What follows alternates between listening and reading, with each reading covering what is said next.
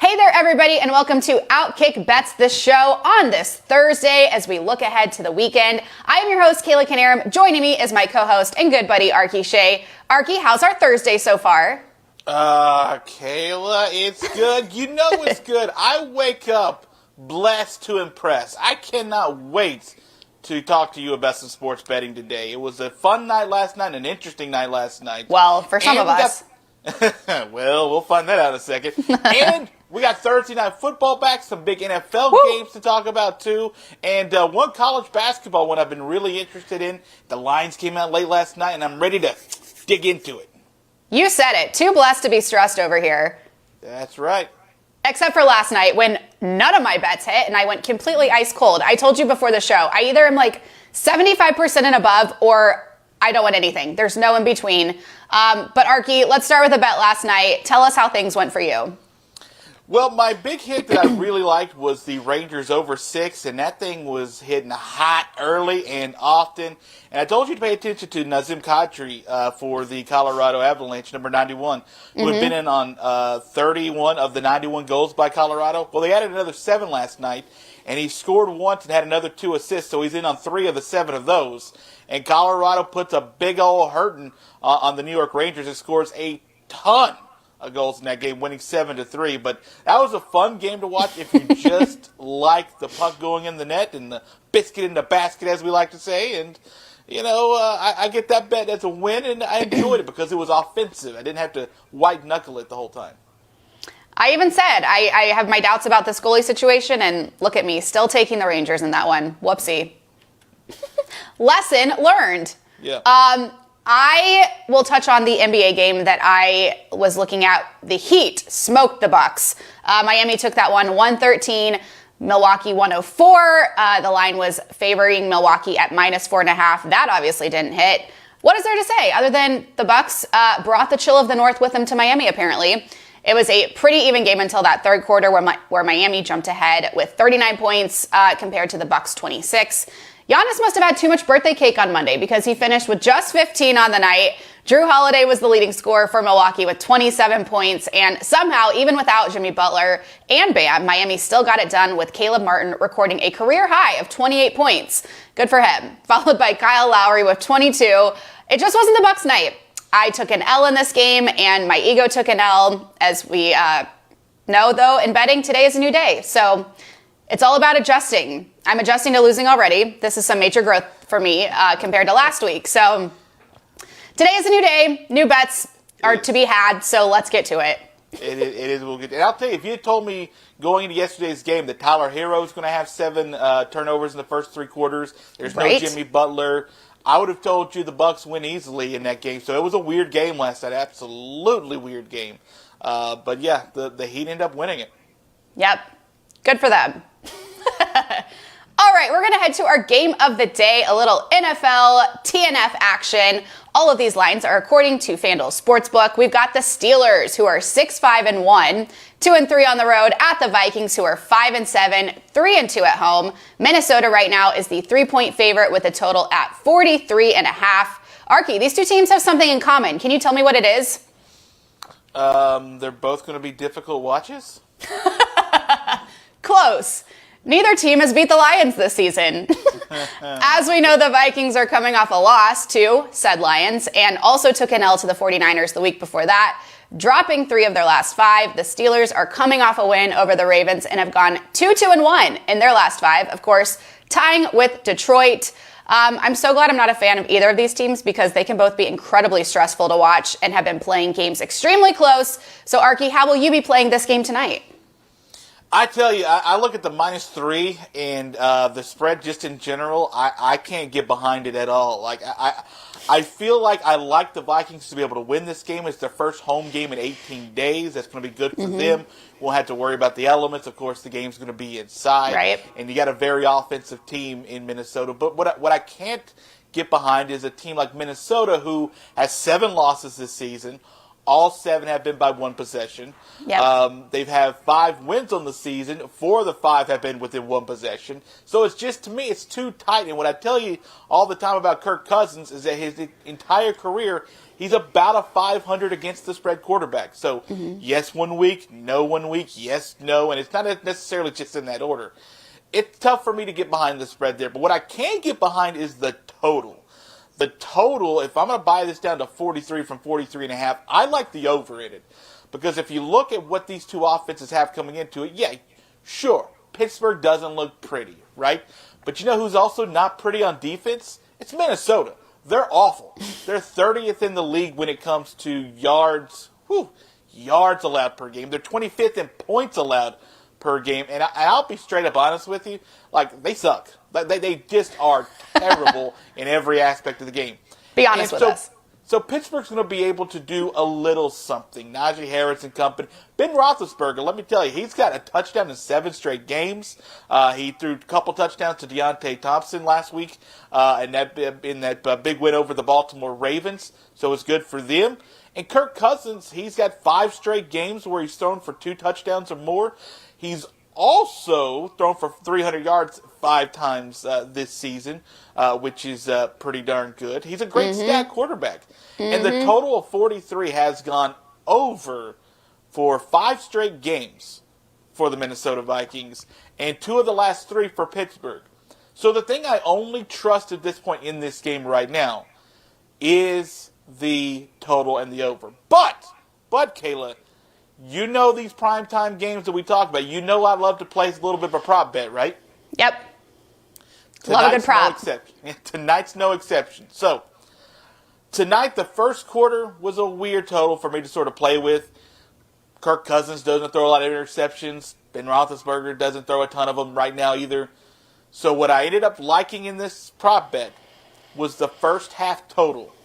It's at 22.5 right now on FanDuel. That's at plus 105 money. So you can get plus money to go over 22.5 this season. And if you pay attention to what these two teams have done, it's been money. 2 out of the last 3 for Pittsburgh and 5 straight also over the 22.5 in the first half for the Minnesota Vikings. So not only do I take the over 43 in the game for the Minnesota Vikings, I will also take the first half over 22.5 for a little plus money action for tonight. Best of luck to you, pal. Thanks. All right, I am going to just kind of reiterate a few things you said because I think they're important. 7 losses for the Vikings have been the difference of 1 score, so they could easily have a winning record, Arky. The Steelers aren't too far behind them. What is on the line here? Well, the Vikings, it's about getting their dignity back. They will be playing with vengeance. As far as the playoff picture goes, they are behind the Packers in the NFC North and currently sit in 9th in the NFC, but only 1 game behind Washington and the 49ers. The Steelers, while in 3rd in the AFC North, are 8th in the AFC overall, and just the Bengals, Bills, and Chargers are all currently in the wild card spot and just 1 game ahead of them. So it's not totally out of reach for Pittsburgh just yet. Sure, the Vikings are 1-9 against the spread in their last 10 games, but here is why I'm taking them at -3. You heard me right. We've talked about the young quarterbacks showing out this season, but the spotlight will be on the vets in this one tonight. As you said, Kirk Cousins' record doesn't reflect what their games have been. He's pretty decent, had a pretty decent season, sitting in the top 10 in the NFL in passing and touchdowns, and has only had 3 interceptions all season, the fewest by any quarterback. So let's put respect on that name. Thank you. Not only that, but he's had 5 games with over 300 passing yards, as you mentioned. Big Ben also does not want you to count him out just quite yet. While he may not have the numbers that Cousins does, he's only thrown 1 interception in their last 7 games and has had at least 1 TD pass in 11 of their games, also as you mentioned. Same page with you there. Obviously, Justin Jefferson is a force for Minnesota, sitting in 2nd in receiving yards, while TJ Watt has been bringing it on defense all year for the Steelers with 16 sacks on the season, which could very well earn him Defensive Player of the Year. I feel like this is the most toss-up game in the history of toss-ups, to be honest, but I'm going to take the Vikings, who are 6-6 against the spread and have not covered this season in 3 times they were favored by 3 or more. Sorry, they have covered in those games that they were favored by 3 or more. The Vikings have, however, gone over this total of 43.5 in 9 of 12 games. Pittsburgh is also 6-6 against the spread. They are 5-2 against the spread when 3 or more point underdogs. So I'm going to go with the home team, the more solid quarterback, I feel, and hope that Minnesota plays peeved coming into their game from last week. I also kind of like the over in this one. So give me the over of 43.5. As you said, weather's not going to be a factor. Let those balls fly, fellas. I can also see this going the complete opposite direction of everything I just said, but skull nonetheless, whatever that means. Oh, let the balls fly, fellas.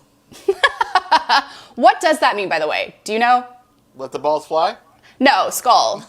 It's one of the rally chants. I'm not quite sure. I think it stands for something, like it's an acronym for something. I'm not quite sure.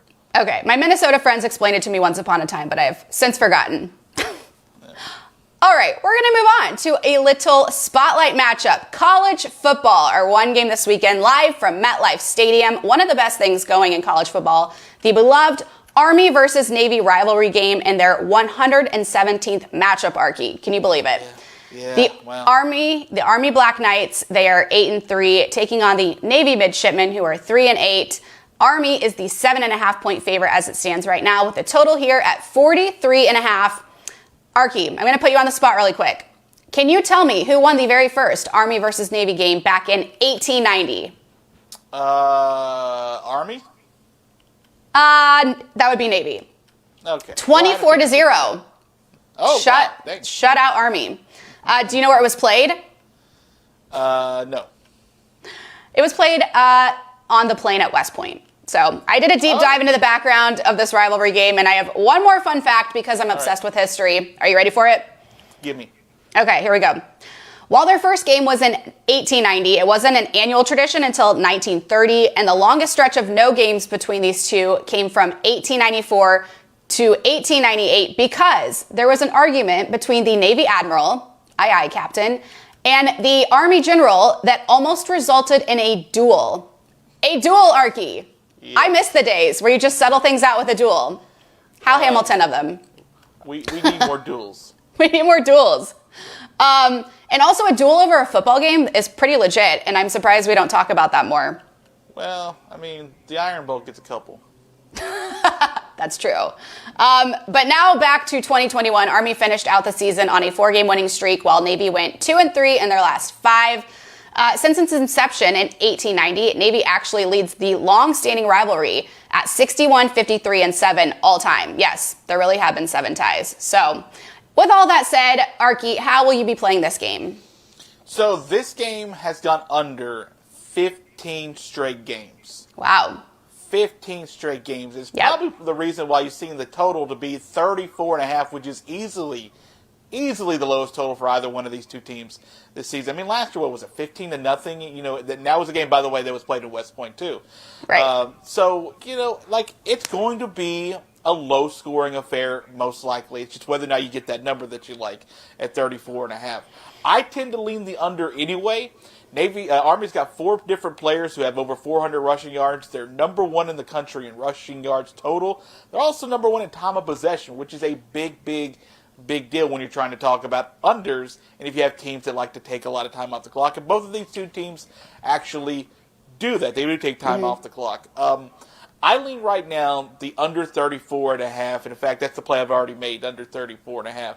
But I also say that I like Army minus 7.5. The thing about the Army-Navy in the last 5, 7, 8 years is that when Army has started to get this win, because remember, Navy had like a 14-game winning streak in the series. When Army beats Navy, it's when Navy is really, really bad and Army's really, really good. When they cover the spread, I should say.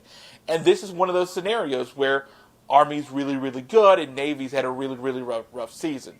So I'm going to take that 7.5, buy it down to 7, and take Army minus 7 in this game too. And I think it's a low-scoring, hard-hitting affair from MetLife Stadium, which is exciting to see because they moved it to MetLife for a couple of seasons to coincide with the 20th anniversary of 9/11. So it's a really sort of nice tribute to see from this game to be in New York City for this game. They'll go back to Philadelphia, I think, next year. So big-time game, lots of emotion, lots of pageantry. But I think Army's the team that's going to be able to pull this one out. They're the better team. Minus 7 I'll take, and also the under 34.5.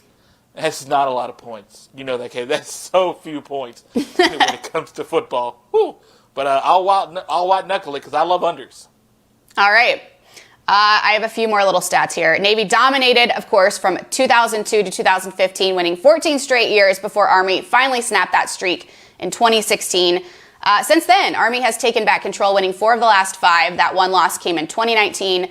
I mean, looking at the records, it's obviously pretty easy to guess what will happen here. Army's offense is first in rushing touchdowns in all of college football at 43 and second in total rushing yards at over 3,300. Navy, though, hung with number 4 Cincinnati in their game back in October, 27-20, so they can hang their hat on that at least. Army is 6-5 against the spread. Navy is 7-4. As you said, I would lead the under because this game hasn't hit over 40 points since 2013, so ride the under there. Since 2014, all but 2 games were played within 7 points or less. So with that said, I'm actually going to take Navy here at plus 7.5 and hope it's a good, hard-fought, competitive game. Arky, do you know who Army has on deck after this, by the way? Who? That would be the Missouri Tigers, who will be going head-to-head with them in the Armed Forces Bowl on December 22nd from Fort Worth, Texas. MIZ. For half a second, I forgot bowl season's next. Right, yes, a bowl game. But yeah, Mizzou's playing Army. Anyway, yes, I will be taking Navy plus 7.5 and hope they play them close. But I definitely think Army will come out on top. You may be right. Listen, the dog is covered in 10 of the last 15 matches with them. I'm going against the trend. You're going with it. So we'll see who wins it. Game on, partner. All right, let's head into our quick hitters for tonight and the weekend. What are you looking at for your quick hitter, Arky? Bills at Buccaneers. We sort of briefly discussed it earlier this week, but I think it's time to get down to the nitty-gritty. The fact that this number is still at 3, and you can get it right now with about 50-50 money on it. 50% thinking Buffalo covers in response from that Monday night debacle, and 50% of the money thinks that Tom Brady's going to whip that ass of Sean McDermott and company. It's a very good sign for us because we're going the Tom Brady side. Listen, this is a chance for Buffalo to possibly begin a collapse of this season. They've been up and down, up and down this entire season. And after that game Monday night, Sean McDermott literally called out everybody on the team. He called out punt returners and kick returners that he didn't activate. He called out his defensive coordinator. He called out his offensive coordinator. Called out everyone. Everything but look in the mirror did Sean McDermott do in that game, which he, by the way, cost them with several big decisions, including that fourth down spot challenge, calling an extra timeout when he didn't have to a few minutes later in the game. A lot of that was on Sean McDermott. So if this team's not ready to rally and respond this week, they got a bad thing coming because Tampa Bay is going to be ready. They're about as healthy as they've been in the last month or so in this game, getting Gronk back last week. Mm-hmm. And I'll tell you this, I do not discount the Tom Brady watching what Bill Belichick factor did and wanting to one-up Bill Belichick. So instead of beating them by 4 and then scoring 14 in the game, I can't tell you that Tom Brady in a stage where he's already won 6 Super Bowls and been to like 4 others, I can't tell you this isn't going to be a little bit of motivation to get him ready for the week. So I feel like I'm comfortable taking Tom Brady and the Buccaneers -3. Forget the total. Don't care about the total. I'm putting my money -3 on Tampa Bay. Sorry, what's it called? Tampa Bay? Champa Bay. It's gross to say. I agree. But yeah, I would have a lot of faith in that number as well. So I think you're very comfortable taking that. All right. I'm going to look to, surprise, surprise, the Raiders, who are 6-6, 3-2 on the road. We'll be heading to Arrowhead, taking on the 8-4 Chiefs, who are 5-2 at home. Love a good AFC West rivalry, which we got last week with the Chiefs-Broncos, this week with Chiefs-Raiders, and next Thursday night when they finally come to LA and take on the Chargers. Cannot wait. Chiefs favored in this one at -8.5 with a total of 47.5. There is nothing scarier to me than a mediocre team that has taken a lot of L's as of late and is due for a win. It's not going to happen with the Raiders Sunday, Arky, but it still scares me. They have dropped 4 of their last 5, including last week to Washington, while my Chiefs are currently on a 5-game winning streak after getting absolutely embarrassed by the Titans in Week 7. That turned things around for them, luckily. We have a defense now, which has been tons of fun. It's another home game, so I'm feeling good about this one. Not great like I did against Denver or like I did in years past, but I feel okay. I know somewhere the Chiefs' lights out offense still exists. Therefore, I will not count them out just yet. KC, however, is 5-7 against the spread, while Vegas is 6-7. This 8.5 is tough.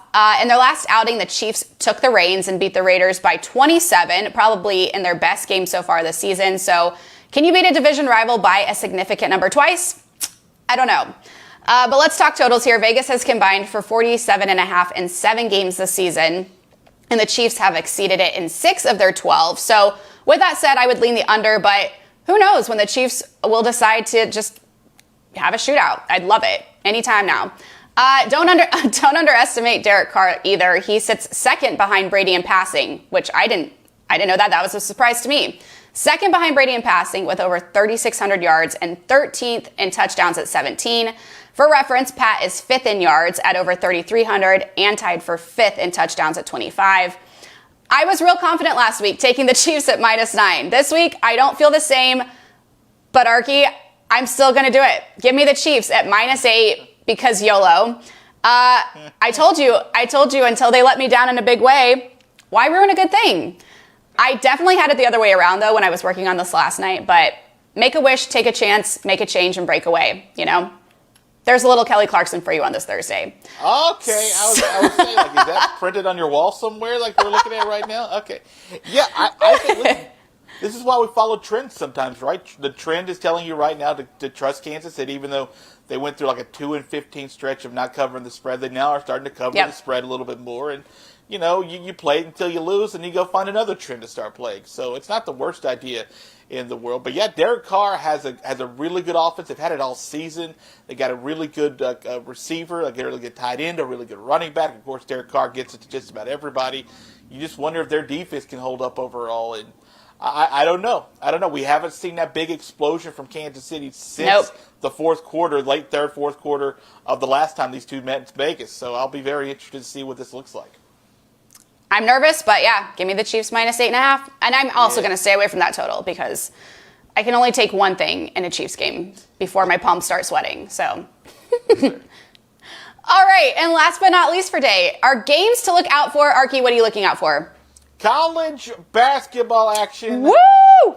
Tonight we got a big time matchup when number 7 Texas takes on number 23 Seton Hall. It's the LOC special, where Seton Hall is giving 1.5 or getting 1.5 points. 1.5 right now.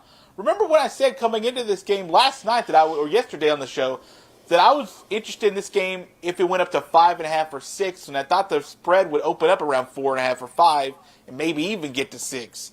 But no, this thing opened up last night at 2.5. It's down to 1.5 in favor of Texas. And I got to be honest with you, that's just not enough points to love Seton Hall on. Right? Mm-hmm. Like, I may have gone there with Seton Hall for the live dog to cover when it was a 5.5, 4.5, 5, 5.5, 6, anything like that. But it opened up so short for Chris Beard's team that I feel like the smart money, even though it's been really, really difficult for teams to sort of win on the road in big-time games like this, we have seen it happen to Seton Hall. So I think in this matchup, because the money is so short on this and the line is so short on it, I got to sort of trust Texas on the road a little bit, right? Ooh. So I'm going to take the Longhorns. I'm sorry, LOC. I'm taking the Longhorns -1.5 in this game. And if I'm wrong, I will buy you a gift card to anything you want. But if I'm right, I get money. So not from you, just from my peoples. So I'm going. I was going to say, is that gift card for me or for Lauren or for who? That's for Lauren. That's not for you. Okay. Sorry. So you have no affiliation to Seton Hall, girl. Come on now. So I think the 1.5 is a good bet here for Texas, and I think they win probably about 3 or 4. All right. Yeah. By the way, our producer Lauren went to Seton Hall, so that's on you, Arky. I think it is. I'm not sure how it's on me, but I think it's on me. All right, I'm going to look to the NFL. Ravens, who are 8-4, 3-3 on the road, taking on the Browns, who are 6-6, 4-2 at home. Cleveland, 2.5-point favorite. Total here at 43. Baltimore, of course, sits atop the AFC North, while Cleveland brings up the bottom. The Browns have won 2 of their last 5 and are 3-5 over their last 8 and have averaged less than 205 yards per game passing in those 8. Ouch. Baker Mayfield not doing so hot right now as he is playing through that shoulder injury. He is currently 24th in the NFL with over 2,400 yards and 25th with just 11 touchdowns on the year. However, Lamar Jackson is not doing as hot as the Ravens fans might have hoped. He's 14th in passing at over 2,400 and tied for 14th in touchdowns with 16 on the season. The Ravens have won 3 of their last 5, both teams coming in off losses. That Ravens loss was, of course, to the Steelers by 1 point on Sunday, and the Browns' last loss was to the Ravens 2 weeks ago as they are coming off a bye. The Browns are 1-4 against the spread in their last 5 games and just 1-5 against the spread as the 2.5-point favorite. Meanwhile, Ravens are 2-4 against the spread in their last 5 and have covered their 1 game when going in as the 2.5-point underdog. So, however, though, only 5 of Baltimore's games have combined for this total of 42, while 6 of Cleveland's games have not. I'm hoping the week of rest will help Cleveland. This is another one that I can see easily going the other way. At first, I was leaning Baltimore, but now I'm putting my blind faith in Baker and the Browns, who will be taking them at and I will be taking them at -2.5 at home on Sunday. The Ravens are putting up 23 and allowing 21. The Browns are putting up 21 and allowing 22. So also give me the over, and maybe something wacky will happen. I just think that extra week of rest will help. Again, I know Baker's not 100%, but maybe this is the little juice he needs to get going.